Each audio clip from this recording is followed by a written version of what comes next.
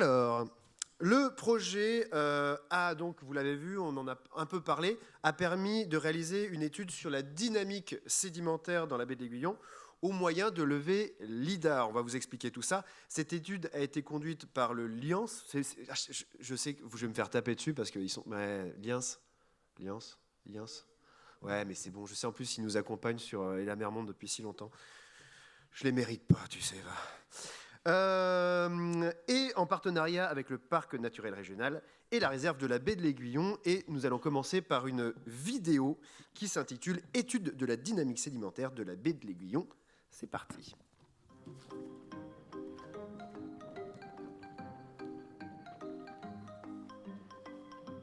Cette baie de l'Aiguillon, elle est donc située entre l'océan Atlantique, ici le Pertuis breton, donc, qui est une ancienne vallée en noyer, et puis le marais Poitevin qui est vers l'est.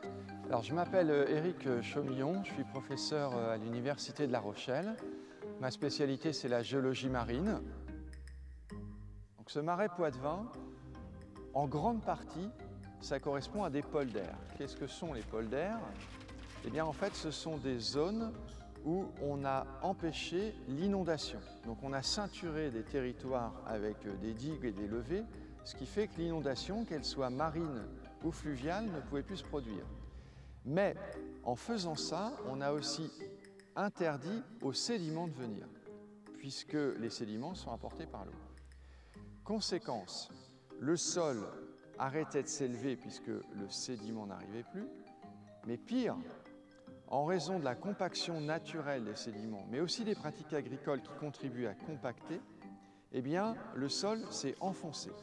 Donc d'un côté, dans le polder, on a le sol qui s'enfonce, et de l'autre côté, on a l'océan qui monte. On est donc dans une situation périlleuse, surtout que l'océan monte de plus en plus vite. Il y a une accélération.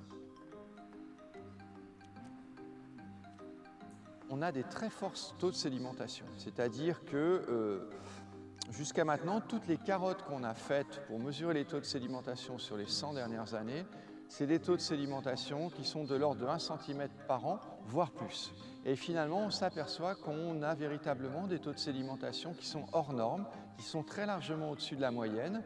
Et en particulier, on a comparé ça avec l'équivalent sur la côte est américaine, de l'autre côté de l'Atlantique, là-bas. Et on a vu qu'on avait des taux de sédimentation beaucoup plus importants. Et ça, c'est extrêmement intéressant, finalement, par rapport à l'adaptation au changement climatique, à l'élévation du niveau des mers. Alors, il y a la sédimentation verticale, c'est-à-dire les taux d'accumulation qu'on mesure en millimètres ou en centimètres par an. Et puis, il y a aussi l'évolution horizontale, vue d'avion, c'est-à-dire que ici, on a cette végétation, on voit très bien la limite de végétation entre la partie haute de l'estran et la partie basse. Et on s'aperçoit que ce trait de végétation migre très très vite, il gagne très vite dans la baie vers l'océan. Et on a des taux d'avancée qui sont de l'ordre de plusieurs mètres par an. Pour être précis, ça va de 6 à plus de 14 mètres par an. Donc c'est très très très rapide.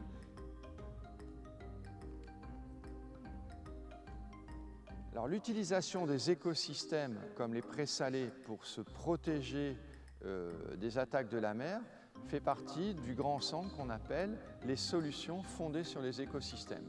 Donc effectivement, ça correspond à des stratégies de management côtier, de protection côtière qui utilisent la résilience des écosystèmes, qui utilisent leur capacité, leur plasticité à s'adapter aux changements environnementaux.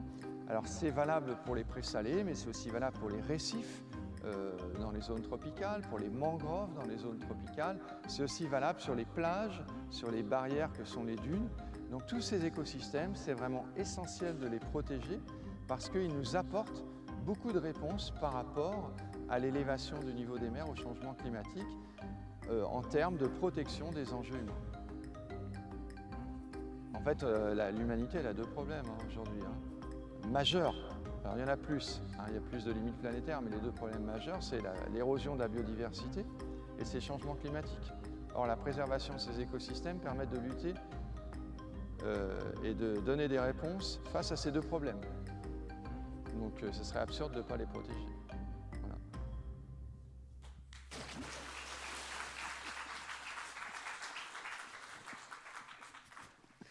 L'humanité, elle a un problème. Elle en a 2, elle en a 3, elle en a 20 des problèmes, vous rigolez. Bien, Eric, t'es beau, Eric. Oh, qu'est-ce que tu prends bien la lumière. Ah là là là là. Je vais donc vous demander d'accueillir pour parler de cette très forte sédimentation dans la baie de l'Aiguillon, Éric Chaumillon, professeur des universités en géologie marine. Oui, vous l'applaudissez. Oui, oui, oui. UMR, CNRS 72-66, Liance, La Rochelle Université, CEDEX 12. Il est aussi moniteur de catamaran au Cap d'Agde. Et je vais vous demander également d'accueillir Laura Olivier, qui est stagiaire Master 2 en géosciences et géophysique du littoral, également à La Rochelle Université. C'est à vous. Ah, tu aurais pu rajouter que Laura fait beaucoup de voiles aussi. Oui, bah, comme tout le monde ici, hein, pardon. Voilà, alors donc effectivement on va partager le temps tous les deux. Alors, je vais faire l'introduction, Laura fera tout ce qui touche le lidar. Et alors il faut que je parle dans le micro du coup, hein, c'est mieux. C'est pour la captation. 1, 2, voilà, ça marche bien. Et t'as un laser aussi, t'as vu? Oui, ça j'ai vu et je vais pas te le mettre dans les yeux. Et tu adores le laser, je crois. Voilà. Donc voilà le plan de notre présentation. Il y a 4 parties. Donc la première partie extrêmement générale pour fixer le cadre géologique. La deuxième partie pour reparler un petit peu des shores, mais finalement ça a été pas mal dévoilé dans la vidéo, donc ça va être extrêmement rapide. Ensuite, je laisserai la parole à Laura pour nous parler des résultats du LIDAR, son stage de Master 2. Donc elle fait le Master chez nous à l'Université de La Rochelle, c'est-à-dire un Master Sciences pour l'environnement mention GGL. Et puis je conclurai en parlant d'autres travaux qui sont acquis par le biais d'autres projets. Voilà. Alors ça, c'est une carte qui est peut-être un petit peu inhabituelle pour vous. Qu'est-ce qu'elle montre? Elle montre en fait la cartographie du socle rocheux. C'est une carte qui a été publiée dans la thèse de Nicolas Weber, une thèse que j'ai dirigée il y a bien longtemps maintenant, une vingtaine d'années, et qui montre que en fait, tout le système des Pertuis charentais inclut la baie de l'Aiguillon, mais aussi bien sûr le marais Poitevin, s'est installé sur une vallée incisée. Et donc cette vallée incisée, qu'est-ce que c'est? Ah oui, bah là encore une fois, donc les animations n'apparaissent pas, c'est parce que ça doit être un fichier PDF, j'imagine. Mais on le voit sur le petit croquis qui est sur votre droite. Et bien en fait, pendant le Quaternaire, les 2 derniers millions d'années, le niveau de la mer varie d'une amplitude de plus de 100 mètres. À chaque fois que la mer baisse, eh bien ce socle rocheux, il est incisé. Donc ça nous fait des incisions qui sont parfois très profondes. Et quand la mer revient, eh bien, comme je l'ai dit aussi dans la vidéo, la mer arrive avec ses sédiments et les sédiments colmatent ce système. Et on a donc des migrations du trait de côte qui peuvent être très importantes. Donc là, je vous ai fait une épaisseur moyenne de 10 mètres sur le marais Poitevin. Ça fait 1,5 mm par an sur 6500 ans. Bon, c'est extrêmement peu précis, mais s'il y a des questions, je reviendrai là-dessus. Alors, on parlait de migration du trait de côte. Donc là, vous avez une cartographie de cette migration du trait de côte, un travail qui avait été fait par Florian Ozen, un stagiaire aussi il y a quelques années, et qui montre bien que les migrations du trait de côte sont assez faramineuses. On est sur plusieurs mètres par an. Et évidemment, ça a été amplifié par l'activité de poldérisation. Alors sur l'évolution des shores, je vous confirme les chiffres de la vidéo, c'est bien quelques mètres par an. Donc là, on vous a mis la moyenne, c'est 7,7 mètres par an d'évolution des shores. Donc c'est les shores qui avancent sur la baie. Donc on le comprend, à terme, il y a la slick, c'est-à-dire la vasière, qui va diminuer au profit du shore. Et en l'occurrence, ces surfaces de shore sont croissantes. Une migration extrêmement importante, hein, on le disait, dans le nord de la baie, on est à plus de 14 mètres par an. Voilà, et donc vous voyez que la surface des shores, c'est le graphe qui est affiché, varie en fonction du temps. Il y a un moment donné où la surface est minimum, eh bien c'est la dernière phase de poldérisation, 1965. Bon voilà, je vais laisser la parole à toi Laura, et tu vas nous expliquer donc cette technique high-tech du LIDAR. Bonjour à tous.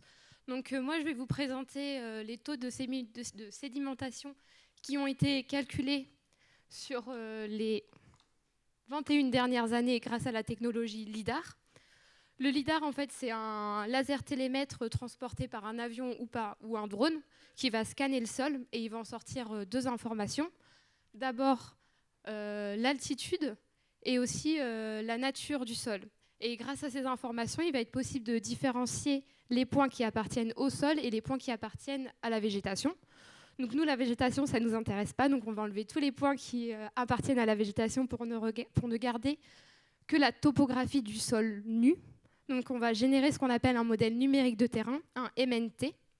Et donc sur ces 21 dernières années, il y a eu 5 levées LIDAR qui ont été réalisées et qui ont des précisions verticales différentes. Donc il y a eu en 2000, 2010, 2013, 2016 et 2021. Et ce n'est pas un hasard que... Donc en fait, le premier levé LIDAR en France, il a été réalisé sur la baie de l'Aiguillon. Et ce n'est pas un hasard parce que jusqu'avant le LIDAR, la topographie des zones intersidales, c'est-à-dire les zones recouvertes alternativement par la mer, était jusqu'alors inconnue parce que c'était impossible pour des topographes terrestres de se déplacer dans la vase pour faire des mesures de topographie. Et ce n'était pas non plus accessible par bateau parce qu'il n'y avait pas assez de profondeur.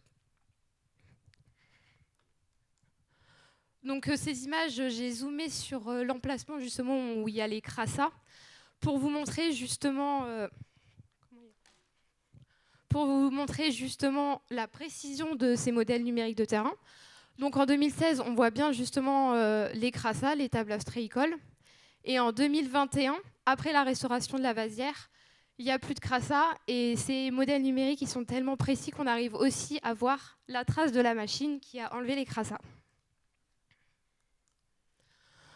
Pour faire des calculs de volume de sédiments, on a décidé de découper la baie en 4 parties. Les limites de ces parties, c'est les limites que l'on retrouve dans la littérature. À savoir, on a d'abord découpé avec le présalé, le shore, et on a aussi découpé la slick, c'est-à-dire la vasière, en 3 parties. Entre la haute slick délimitée par les pleines mers de mortes eaux, la moyenne slick délimitée par le niveau moyen de la mer et la basse slick. Et donc on va réaliser des calculs de volume de sédiments sur l'ensemble de la baie et sur ses différentes parties. Donc je vais d'abord vous présenter les calculs de sédiments qui ont été réalisés sur la période la plus longue, c'est-à-dire entre 2000 et 2021. Sur cette période-là, on n'a pu faire que des mesures sur la slick, parce qu'en 2000, le shore n'a pas eu de levée, et c'est juste une partie de la slick. Sur cette figure, elle représente les différences d'altitude entre ces 2 levées. Donc en rouge, ça va être des zones où il y a de l'accrétion, où il y a de l'envasement, et en bleu, c'est des zones où il y a de l'érosion. Et on s'aperçoit que du coup, sur cette longue période, on a uniquement ou de l'accrétion ou une partie de la baie où il ne s'est rien passé.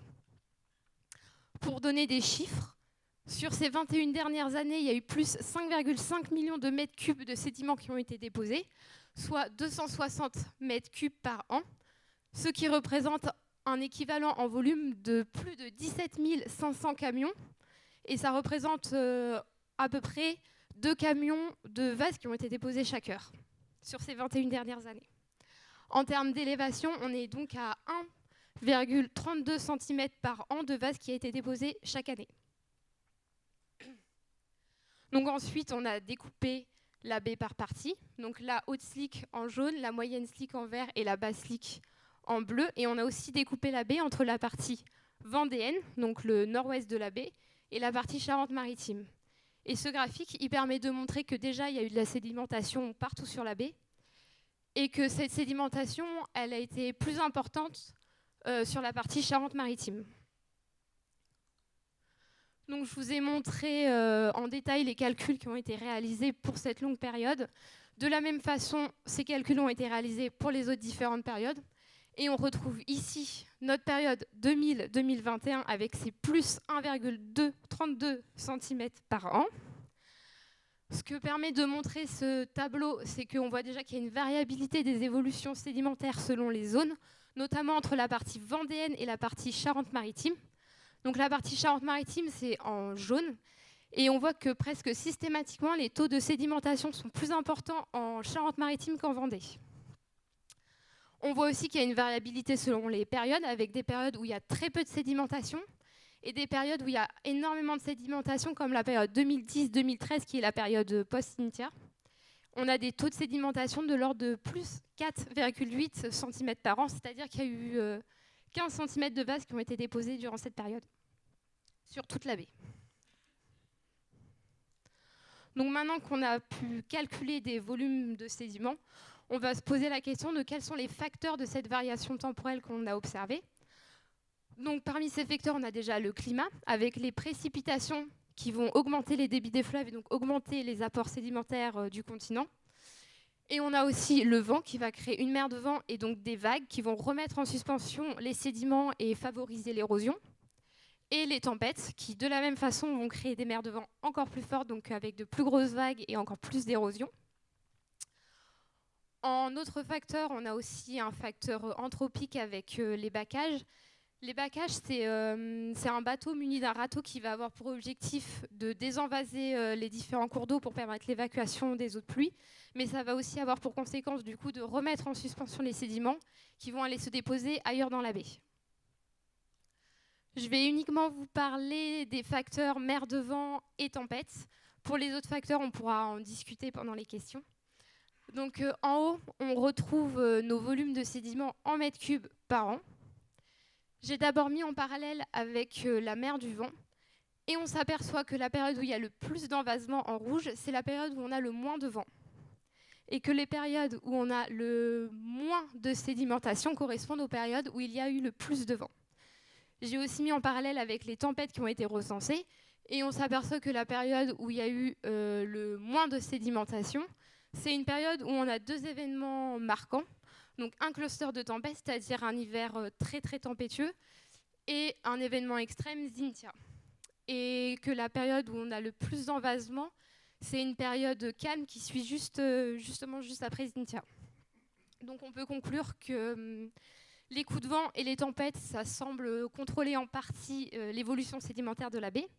Plus il y a de coups de vent et de tempêtes, plus il va y avoir d'érosion et donc on aura moins de sédimentation, et qu'à l'inverse, des périodes calmes vont favoriser la sédimentation de la baie.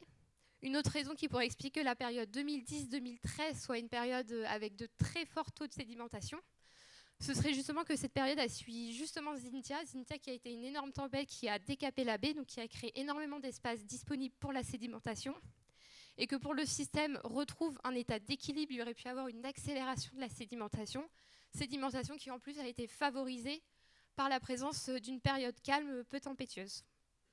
Donc je vais maintenant redonner la parole à Eric. Merci Laura pour cet exposé très très clair. Moi je vais pouvoir, je suis en train de préparer ma retraite là. Je vais avoir Donc voilà, l'idée ici c'est d'essayer de vous convaincre, et je pense que vous allez l'être par le titre, un espace de forte sédimentation. Donc on l'a vu à l'échelle millénaire, on a vu l'avancée de ces shores, on voit maintenant le LIDAR, et je voudrais vous montrer que des méthodes indépendantes donnent des résultats extrêmement proches, et là ça commence à être robuste. Donc là, je fais appel à des méthodes qui sont développées par des collègues avec qui je travaille. Donc vous les voyez en photo, c'est Sabine Schmidt qui est à l'UMR EPOC à Bordeaux, et donc Benjamin Hamann que vous pourrez rencontrer, qui est dans la salle ici, et qui est donc chercheur en CDD dans notre laboratoire. Et donc ça se fait dans le cadre de deux projets, qui sont les projets ANR Pampas et le projet La Rochelle Territoire Zéro Carbone. Alors quelle est la méthode ? Cette fois-ci, on ne fait plus de la cartographie sur l'ensemble de la baie, mais on va prendre une carotte et on va s'intéresser à des isotopes radioactifs qui sont situés dans les sédiments. Et ce qui est intéressant dans cette méthode, c'est qu'on en a deux qui sont indépendants. On a le plomb 210, donc plus les sédiments sont âgés, moins il y a de plomb. Plus ils sont récents, plus il y a de plomb. Donc on peut retrouver l'âge par cette méthode. Et on a aussi l'isotope césium-137 qui est issu des essais nucléaires aériens post-Deuxième Guerre mondiale, avec le pic très connu de 1963. Donc là, on a carrément l'année 1963 qui est identifiable dans les sédiments. Avec ces méthodes qui sont donc indépendantes l'une par rapport à l'autre, eh bien, on va comparer avec le LIDAR. Donc le LIDAR, eh bien, on a identifié, alors ça c'est donc Laura qui a fait le travail, le profil qui passait par les trois carottes. Donc eh bien, vous avez la comparaison qui s'affiche directement. La radiochronologie vous donne les taux de sédimentation. Et le LIDAR vous donne d'autres taux de sédimentation. Alors vous allez vous dire, mais ce n'est pas les mêmes valeurs. Alors c'est effectivement pas les mêmes valeurs parce qu'on ne regarde pas la même échelle de temps. Avec la radiochronologie, on va pouvoir faire une estimation des taux de sédimentation on va dire, sur voilà, quasiment 100 ans, plus de 50 ans, alors que le lidar, sur la zone du Shor, vous l'avez vu, c'est seulement entre 2010 et 2021, c'est-à-dire 11 ans. Donc voilà, à titre personnel, moi je trouve que c'est extrêmement rassurant d'avoir des valeurs proches comme ça sur ces méthodes indépendantes. Alors, et si on plaçait ça dans le contexte mondial, puisque je l'ai dit tout à l'heure dans la vidéo, c'est effectivement une zone de très forte sédimentation. Donc là, c'est un graphe qui a été réalisé par Benjamin et qui montre la comparaison avec les données issues de la bibliographie et qui vous montre donc la bibliographie en marron et puis à droite les résultats dans les pertuis charentais. Alors on n'a pas que la baie d'Aiguillon, puisqu'on ne travaille pas que dans la baie d'Aiguillon, on travaille aussi, comme l'avait dit aussi Pierre, avec territoire zéro carbone dans le Fier d'Ars et à Brouage. Et vous voyez qu'en rouge, Aiguillon se situe vraiment au-dessus de tout un tas de sites côtiers qui ont été explorés par des collègues avec les mêmes méthodes que les nôtres. Donc c'est vraiment un espace de forte sédimentation. Et puis alors la bonne nouvelle, c'est que comme je l'avais dit aussi dans la vidéo, je me répète, cette forte sédimentation, c'est une barrière par rapport à la montée des océans, mais c'est aussi une qualité qu'a l'écosystème de séquestrer le carbone. Et donc là, sans entrer dans les détails, les taux de carbone, ils sont représentés, la quantité de carbone par mètre par an est représentée en bleu sur la bibliographie, et vous retrouvez avec les couleurs du rouge au jaune les systèmes charentais. Vous voyez que l'Aiguillon, encore une fois, se singularise par une meilleure séquestration, une meilleure captation du carbone. Pourquoi? Tout simplement parce que ça sédimente plus. Voilà. Et donc voilà, on retrouve aussi le chiffre qui avait été dévoilé par Pierre, c'est-à-dire que la séquestration de ce carbone par hectare par an au niveau de l'Aiguillon, c'est grosso modo ce que produit un Français par an. Donc il faudrait vraiment beaucoup de présalés pour compenser notre production de carbone. Évidemment, ça, c'est pas possible. Il n'y a pas assez de présalés en France. Donc évidemment, ça nous amène aux autres leviers que sont bien sûr la sobriété et la transformation énergétique. Alors voilà, la conclusion. C'est voilà, dans les livres grand public qu'on fait, on a trouvé cet acronyme, enfin pas cet acronyme, ça nous fait penser au couteau suisse, c'est présalé, parce qu'en fait, ça a vraiment tout un tas d'intérêts. Donc le premier intérêt, je vous l'ai dit, c'est l'effet barrière, le piégeage du carbone. Il y a aussi d'autres intérêts sur lesquels d'autres collègues travaillent et qui ne sont pas intégrés dans ce live. C'est l'atténuation des niveaux extrêmes et des vagues, en particulier mon collègue Xavier Bertin qui travaille aussi au LIENS, la biodiversité, la qualité de l'eau, les paysages, etc. Donc c'est vraiment des espaces à protéger. Des perspectives, il y en a pas mal, parce que vous voyez que pour que ce système marche, il faut que le présalé avance. Pour qu'il avance, il faut qu'il y ait de la surface. Et donc, ça va poser la question à un moment donné de jusqu'où on va pouvoir faire avancer ce présalé pour être efficace à capter du carbone. Et donc, ça pose la question de la limite en mer, mais aussi de la limite à terre avec éventuellement la dépolarisation. Bon, on a vraiment un gros problème. On ne sait pas d'où viennent les sédiments. C'est très mal quantifié. Donc ça aussi, c'est une limite parce que dans le cadre du changement climatique, si on ne connaît pas les fournisseurs de sédiments, on ne sait pas comment ils vont évoluer et on ne sait pas jusqu'à quel point cette solution fondée sur la nature est durable. Et puis, comment ces services seraient assurés si l'espace et les apports venaient à manquer. Je vous remercie pour votre attention. Merci beaucoup. Merci à vous deux.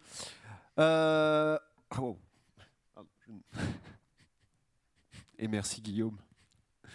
On attend vos questions concernant cette sédimentation de la baie de l'Aiguillon, s'il y en a. Oui. Micro.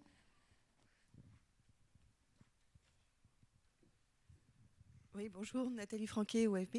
J'avais juste une question par rapport aux premières diapos que vous aviez présentées, comme quoi il y avait une différence de sédimentation, de toute sédimentation entre la partie charentaise et la partie vendéenne, et comment elle s'explique?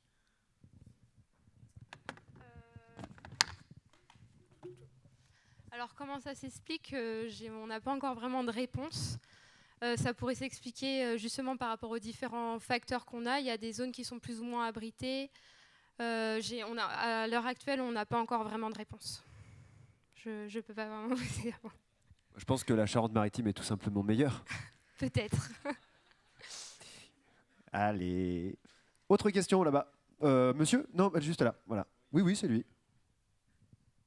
Oui, si on a une augmentation du niveau des bases, est-ce que ça rend nécessaire de construire des digues aussi hautes un peu plus en amont? Ah oui, alors attention, c'est vrai que j'utilise l'effet barrière pour vraiment que ça soit imagé, mais ce n'est pas une barrière au sens où on n'a pas une élévation qui va au-dessus du niveau des mers, puisque le sédiment est apporté par la mer. Donc à un moment donné, votre taux de sédimentation, il augmente, et puis ça sature, hein, ça va faire une asymptote du niveau de la mer. Donc ça ne remplace pas la digue. Par contre, ça va dissiper énormément l'effet des tempêtes, en atténuant les vagues, donc ça c'est extrêmement spectaculaire, hein. Vous pouvez avoir des vagues d'1 mètre devant le présalé, et quand on arrive au bout de quelques mètres à l'intérieur du présalé, il n'y a plus de vagues du tout, les vagues contribuent à l'élévation du niveau des mers, donc en fait ça permet, si vous voulez, d'avoir des défenses de côte en arrière qui sont beaucoup moins, on va dire, résistantes, enfin voilà, qui sont plus configurées pour résister aux vagues, qui sont simplement configurées pour résister à une eau qui monte doucement, et entre guillemets calmement. Ça répond à votre question? Donc ça n'empêche pas la construction de digues. Voilà. Merci. Autre question? Oui, Sébastien Gallet, Université de Brest. Alors moi j'aime bien le shore, je m'intéresse au shore. Alors vous avez dit que la végétation vous aimiez pas, mais justement une question déjà technique. Est-ce que du coup vous avez la valeur au-dessus de la végétation et au sol? Donc du coup j'imagine que ça permet de mesurer la hauteur de la végétation et d'estimer la biomasse. Donc ça me paraît intéressant. Aussi ne serait-ce qu'en stockage de carbone et autres. Et en lien un peu avec tout ça, est-ce que le relevé est assez fin pour voir aussi le lien entre la présence de végétation et le taux de sédimentation ou pas? Parce que la végétation, elle joue un rôle dans les processus de sédimentation. Est-ce que du coup, à l'échelle de la baie, vous pouvez un peu mettre en évidence ce lien entre la présence, végétation et le taux de sédimentation? Parce que c'est aussi intéressant dans les processus. Alors du coup, honnêtement, aujourd'hui, ça n'a pas encore été fait, mais c'est une piste intéressante. Donc ouais, je pourrais regarder par la suite. Ça nous intéresse. Si ça vous intéresse. Autre question juste devant, monsieur. Présentez-vous aussi également, s'il vous plaît. Denis Bassan, conseiller de développement de SVL, Sud-Vendée Littoral. Est-ce que le fait de reméandrer le lait peut jouer un rôle sur la sédimentation dans la baie de l'Aiguillon? Alors oui, reméandrer le lait, donc ça veut dire lui faire... Voilà, c'est ça. Ouais. Bah, ça a certainement un impact. Alors là, je ne peux pas vous dire comme ça, a priori, quel est l'impact. Mais c'est évident que... En fait, pour reprendre un concept un petit peu plus général, vous avez des sources sédimentaires, donc voilà, c'est des chaînes de montagne ou des reliefs qui s'érodent. Vous avez la mer qui est donc ce qu'on appelle le puits, hein, puisque le sédiment va du continent vers l'océan. Et entre les deux, les rivières, les fleuves, font, comme on dit en anglais, un rôle de buffer, c'est-à-dire qu'ils vont stocker de façon temporaire les sédiments. Et effectivement, la dynamique des rivières va, selon les types de rivières, plus ou moins accentuer ce rôle de, on va dire, captation temporaire des sédiments, donc de buffer. C'est-à-dire qu'ils vont faire que dans certains types de rivières, le sédiment va aller direct, très rapidement, à l'océan, alors que dans certains cas, ça va être plus ou moins capté. Mais là, je ne pourrais pas vous répondre dans le détail, mais ça semble intuitivement clair qu'il va y avoir une influence sur de la géomorphologie fluviale sur les apports. Ouais. Je suis d'accord. Y a-t-il d'autres questions? Moi, j'avais une question de profane, s'il n'y a pas d'autres questions. Vraiment de profane, hein. Pourtant, Eric, tu le sais, je suis un grand spécialiste de la sédimentation. Avec un taux de sédimentation pareil, est-ce qu'on peut imaginer qu'un jour, tardif, et en imaginant que le niveau des océans reste à peu près stable, ce qui n'est pas le cas, est-ce qu'elle pourrait se refermer, cette baie de l'Aiguillon, si ça se sédimentait comme ça tout le temps? Bah oui, clairement, de toute façon, bon, j'ai absolument pas eu le temps de détailler ça, mais vous l'avez imaginé, cette vallée très profonde qui allait jusqu'à Niort, où la mer allait jusqu'à Niort. Bon, en fait, c'était une gigantesque baie de l'Aiguillon qui s'est fermée. Voilà. Et d'ailleurs, à tel point que, enfin ça n'a pas été rappelé, mais il avait été prévu de fermer complètement la baie de l'Aiguillon dans les années 60. Pour faire un port? Non, pour aller plus vite en Vendée, quoi. Pour aller faire du surf en Vendée. Ça aurait été beaucoup plus m'étonne pas de rapide. toi. Et donc, je crois. Alors, moi, j'étais pas là. Hein, j'étais né, oui, en 65. Oui, c'est ça. Comme Michel Drucker, je crois. Hein. C'est ça, c'est à peu près le même genre. Et donc, du coup, en fait, ça n'a pas été fait, je crois. Alors, bon, les gens qui connaissent mieux que ça pourront mieux l'expliquer que moi, mais vraiment principalement pour les oiseaux, hein, parce que c'est un réservoir voilà, alimentaire à des surfaces essentielles pour cette biodiversité. Et donc, voilà, ce que je veux dire, c'est que si on a envisagé cette polarisation finale, en fait, de fermer complètement, c'est parce qu'il y avait cette tendance qu'on avait observée. Et donc, effectivement, à un moment donné, moi, c'est ce que... Là, on touche à un point essentiel. Aïe, aïe, aïe, il est parti. Non, mais voilà, je peux prendre juste un petit peu de temps. On vit donc cette problématique de chute de biodiversité. On se dit donc qu'il faut préserver les écosystèmes. Donc voilà, il y a telle aire, parce qu'il y a telle espèce qui est sur la liste rouge, il faut presque la mettre sous cloche, il faut la préserver absolument. Et j'entends ce message. Sauf que ce qu'on est en train de dire, nous, c'est que ce système naturel, il évolue. Donc il y a des écosystèmes, il y a des substrats qui sont remplacés par d'autres. Donc il y a une dynamique. Et donc à un moment donné, on va avoir un conflit. C'est-à-dire, est-ce que sous prétexte qu'il faut préserver tel système, il faut absolument figer les choses, ou est-ce qu'au contraire, on laisse faire et donc évoluer le système, avec les avantages que ça présente, effectivement, comme je l'ai dit, les effets barrières, captation du carbone, etc. etc. Et donc cette discussion-là, elle n'est pas simple, puisque, effectivement, on a ces réserves naturelles qui d'ailleurs souvent sont à la transition entre la mer et les enjeux humains. Comme on dit en anglais, elles sont squeezées entre la mer qui monte et puis l'enjeu qui est derrière, qu'on ne bouge pas. Je ne sais pas, moi, c'est une 4 voies, c'est une voie ferrée, une centrale nucléaire, peu importe. Ça, ça ne bouge pas, la mer monte, et donc vous avez votre espace naturel qui est entre les deux. Et en plus, il y a la station de tel crapaud ou plante, etc. Et cette discussion, il faudra qu'on l'ait. Et effectivement, donc moi, si la mer ne monte pas trop vite, cette baie d'Aiguillon, elle est vouée à se combler, clairement. Merci Eric, merci Laura de nous avoir éclairé sur ce sujet. On peut les applaudir. Merci à vous deux.